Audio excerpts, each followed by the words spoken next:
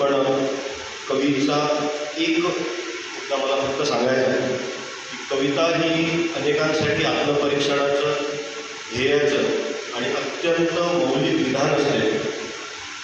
कवीला एक ओळ जरी अर्थपूर्ण लिहिली तरी मरण्याची मुभा असते, पण त्याला मरेपर्यंत ती ओळ लिहिण्याचं समाधान लाभत नाही.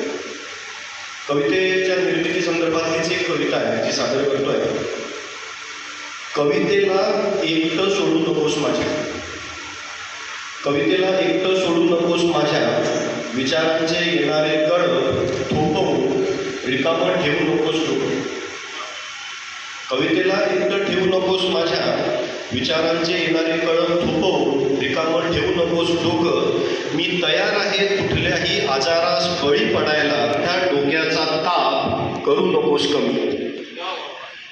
मी तयार आहे कुठल्याही आजारास बळी पडायला, पण माझ्या डोक्याचा ताप करू नकोस कमी.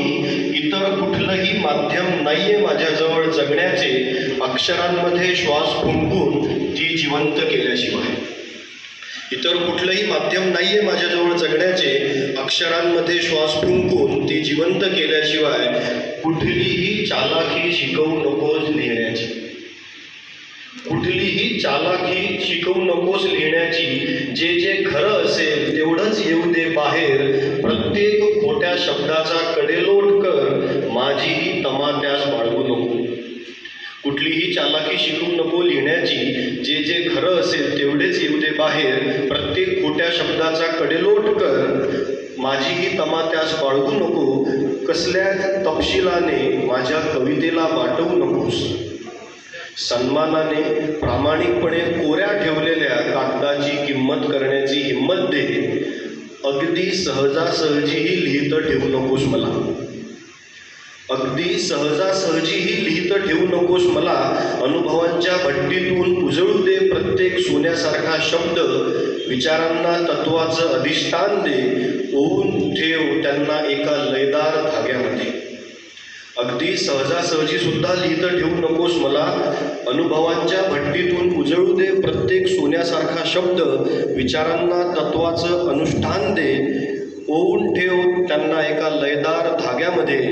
हे निर्मितीच्या अदीम अखंड प्रेरणे, हे माझ्या निर्मितीच्या अदीम अखंड प्रेरणे, तू माझी साथ सोडू नको. नको एकटं पाडूस या वृक्ष रखरखीत दुनियेत, माझ्या कोरड्या शब्दांना देत राहा तुझ्या मायेची ओल. कुठल्याही मार्गाने जपत राहा आपल्या आशयाचं मोल, कुठल्याही मार्गाने जपत राहा आपल्या आशयाचं मोल.